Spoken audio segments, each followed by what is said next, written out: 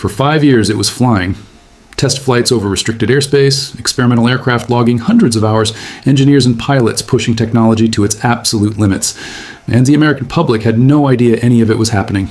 Then on March 21st, 2025, the US Air Force stepped up to a microphone and changed everything. They gave it a name. They confirmed it was real. And in doing so, they sent a message to every rival nation on the planet that America had just moved. The goalposts, again, the aircraft is called the F-47. And what it represents is not just a new fighter jet. It is a complete reimagining of what air combat looks like in the 21st century. Welcome to Aviation History Hub. We cover the aircraft, the programs, and the decisions that shape the future of military aviation. The stories behind the machines, told straight. If you are new here, subscribe right now and hit the bell because we go deep on stories like this one regularly, and you do not want to miss what is coming next. The content in this video is intended purely for educational and informational purposes. To understand why the F-47 is such a significant moment, you have to start by understanding what came before it and why that was no longer enough. For roughly 2 decades, the F-22 Raptor was the undisputed apex predator of the sky. It was faster, stealthier, and more capable than anything any other country had produced. American pilots flew it with justified confidence, and adversaries knew they could not match it. But here's the reality that the US Air Force was watching very carefully while the rest of the world was focused elsewhere. Technology does not stand still, and rivals were not standing still either.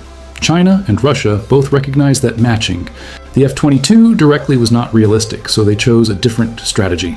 They invested heavily in advanced radar systems designed specifically to detect stealth aircraft. They developed long-range surface-to-air missiles capable of engaging targets far beyond previous ranges. They began developing stealth fighters of their own, working to close the gap that had seemed insurmountable just a decade earlier. The threat environment was changing, and the people whose job it is to think 10 and 20 years ahead inside the US Air Force understood that the next generation of air combat would demand a completely different kind of aircraft. That realization gave birth to a program called Next Generation Air Dominance, NGAD for short. The goal, stated simply, was to build a fighter that could operate and survive in the most heavily defended, most contested airspace imaginable. Not just survive, dominate. What makes the F-47's reveal particularly striking is that moment when you realize the program had been running for years, before anyone outside it knew its name. Experimental prototypes, the X-planes, used to prove them. The technologies before committing to full production had already been flying quietly for 5 years. Engineers had already solved problems. Pilots had already put the aircraft through its paces. By the time the Air Force made the announcement, this was not a concept or a proposal. It was a proven aircraft waiting for its introduction. General David Alvin, serving as Chief of Staff of the Air Force at the time, was direct about what the F-47 represented. He described it as having significantly longer range, more advanced stealth, better sustainability, and higher availability than fifth-generation fighters like the F-22 and the F-35. When the top uniformed leader of the US Air Force says those words about a new aircraft, that is not a press release. That is a declaration. Now, here is something that genuinely surprised almost everyone watching the defense industry.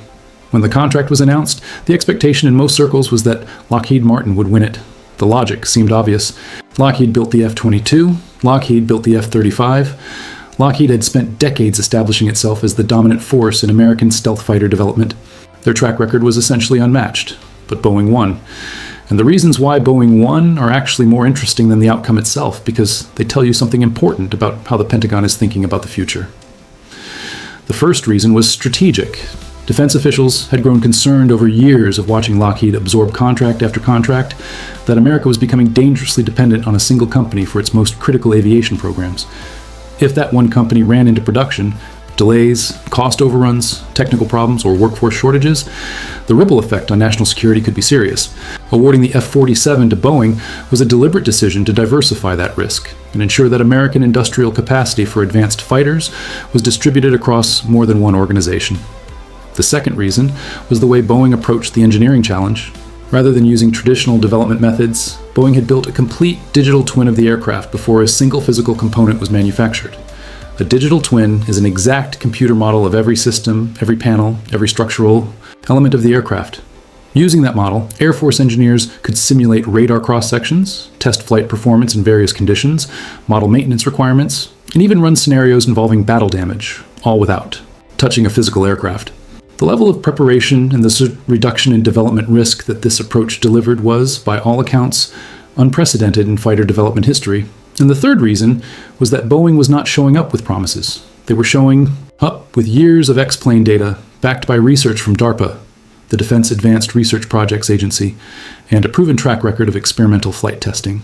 The contract awarded to Boeing was valued at over $20 billion. That number alone communicates the scale of America's commitment to this program. But the financial figure is almost secondary to the message the award sends to allied nations. It says the United States is not stepping back from its commitment to air superiority. To potential adversaries, it says something is coming that you have not seen before and will not be able to stop. Let us talk about what this aircraft can actually do, because the performance figures that have been officially confirmed are genuinely remarkable. The F-47 is designed to fly at Mach 2 and above, more than twice the speed of sound, or over 1,500 miles per hour at altitude. At that speed, the aircraft covers distance at a rate that makes the geography of a conflict look completely different to the people planning it. The combat radius, meaning the distance it can fly into hostile territory, engage, and still return home, exceeds 1,000 nautical miles. That is a significant leap beyond what current fifth-generation fighters can manage. And it was specifically designed with the vast distances of the Pacific Theater in mind, where the spaces between bases and between potential conflict zones are enormous, and where range is not a nice-to-have, but an absolute operational necessity. The stealth characteristics of the F-47 go beyond what the F-22 and F-35 already achieve, which is saying something, because both of those aircraft were already nearly invisible to conventional radar systems. The F-47 incorporates new materials, new structural shaping techniques, and new onboard systems that push detectability even lower. The practical effect is that by the time an enemy radar operator has any indication the aircraft might be there, the engagement window may already have closed. The engine program being developed for the F-47, under what the Air Force calls the Next Generation Adaptive Propulsion Initiative, represents its own significant leap forward. Two companies, General Electric and Pratt & Whitney, are competing to power this aircraft. Both are developing what are called adaptive cycle engines. These are propulsion systems that can shift their operating mode depending on what the mission demands, running in a fuel-efficient configuration for long-range cruise, then transitioning to a high-power mode when the situation calls for it. That kind of flexibility in a single engine has never existed in a production combat aircraft before.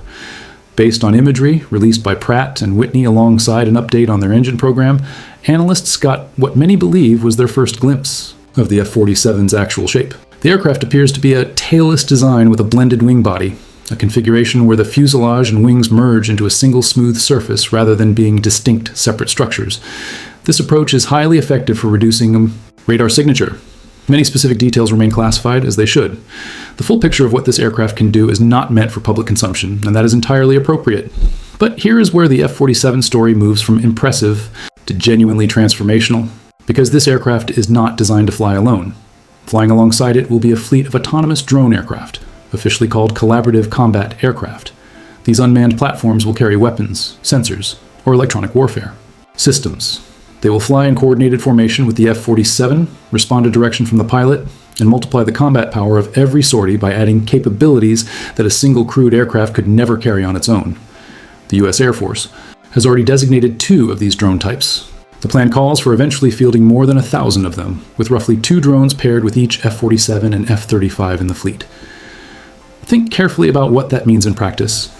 A single F-47 pilot flying at supersonic speed in contested airspace will simultaneously be directing a coordinated team of autonomous wingmen. The enemy is not engaging one aircraft. They are engaging an intelligent, coordinated system. The concept is called manned-unmanned teaming. And while the idea has been discussed in defense circles for years, the F-47 program represents the first time it is being built into the core design of a frontline combat aircraft from the very beginning. The United States is further ahead in developing and fielding this capability than any other nation on Earth. Now, no honest account of this program can ignore the cost. The F-47 is estimated to cost approximately $300 million per aircraft.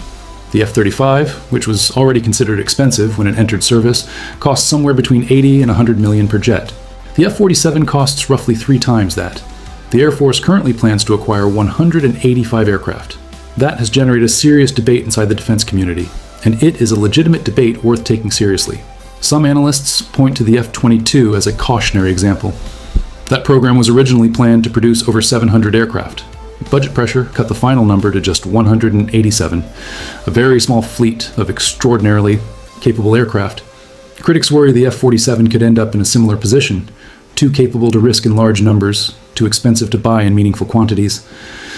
The Air Force's response to this concern is a layered strategy.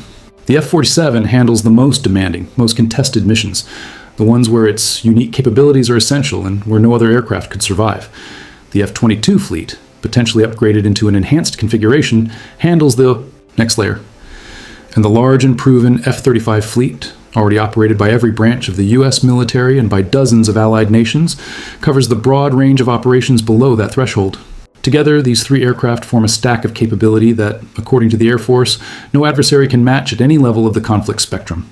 The competition that is driving all of this is real, and it is moving fast.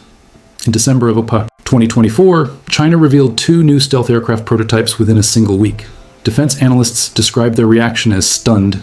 Both aircraft appeared to be large, advanced, stealthy designs, representing a serious generational leap in Chinese aviation capability. Then, in August of 2025, a third distinct Chinese prototype was spotted, featuring a configuration different from either of the first 2. Russia is pursuing its own advanced interceptor program. Europe is working on a joint 6th-generation program involving France, Germany, and Spain, though that effort has faced repeated delays and political disagreements over funding and industrial leadership. Against all of that activity, the F-47 stands apart in one specific and critical way. It is the only 6th-generation crewed fighter program in the world that has already flown experimental prototypes for years, already secured a full engineering and manufacturing development contract, and already begun production of its first aircraft. Every other program is still in earlier phases, planning, designing, debating, or testing at a much earlier stage. America is building, and that gap is not just a point of national pride. It is a concrete strategic advantage, because first-mover advantage in military aviation does not just mean having a better jet. It means your pilots train on it first, your tactics evolve first, your industrial base scales first, your logistics chain matures first. By the time any rival nation brings a comparable aircraft to operational status, U.S. Air Force pilots will already have years of real experience in theirs. As of early 2026, production of the first F-47 has officially begun at Boeing's facility in St. Louis, Missouri, a location with deep roots in American military aviation. The first flight is targeted for 2028. Entry into operational service is planned for 2029, with full fleet fielding extending into the 2030s. The engine competition between General Electric and Pratt & Whitney is ongoing. The drone wingman program is advancing in parallel, and the Air Force has specifically noted that the F-47 is being designed with what they call a built-to-adapt philosophy, meaning the aircraft is intended to be updated and upgraded as threats evolve, rather than becoming a fixed design that grows obsolete within a decade. There is also ongoing discussion about a potential export variant, a version of the F-47 with somewhat reduced capability that could be offered to close American allies who need to stay competitive in the 6th generation era. That would serve 2 purposes, helping offset the program's cost through additional sales and strengthening the interoperability of America's most important alliances. The F-47 is what happens when a nation decides it will not accept being second. It is the product of years of research, thousands of engineers, pilots, planners, and program managers working toward a single goal, ensuring that when the next generation of air combat arrives, America is not catching up to anyone. It is already there, waiting. Drop a comment below and tell us what you think. Is the F-47 worth the price tag, or does America need more aircraft at lower cost? It is a real debate, and we want to hear where you stand. Share this video with someone who follows military aviation, because this is a story that is just getting started. And if you are not subscribed to Aviation History Hub yet, now is the time. Well, we have more content like this coming, and you do not want to miss it.